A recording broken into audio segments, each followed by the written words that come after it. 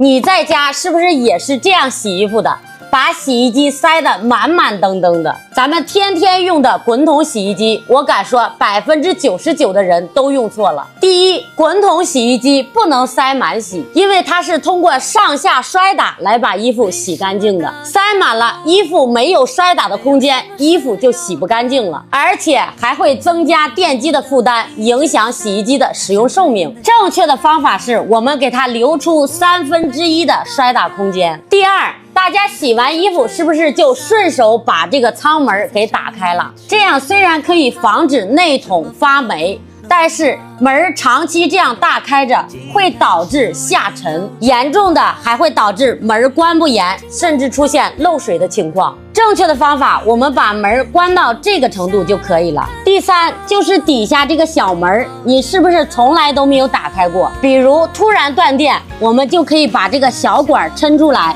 排出里面的积水，还有这个排污口里边会残留大量的污渍毛絮，一定要定期做清理。第四，就是洗衣机的内桶，如果你洗浅色的衣服出现了黑色的点点，洗深色的衣服出现了白色的毛絮、细小的渣渣，就说明你该清洗洗衣机了。如果你想在家把洗衣机内桶清洗干净的话，不要相信网上那些偏方，放什么可乐白醋啊，或者往这个投料盒里边放点什么洗衣液呀，都没有效果。真正有效果的方法就是往咱们洗衣机里边放入专业的清洗洗衣机的清洗剂。专业的清洗剂我们也不要直接放到这个投料盒里边，我们呢只需要把这个清洗剂直接放入内桶里。我们选用的是专业的洗衣机槽清洗剂，它的除菌率、除螨率都是3个9的。正确的方法大家记住了，我们将这个清洗剂直接放入内桶里，倒好清洗剂以后，我们把门关好，启动电源，把功能调到桶清洁功能，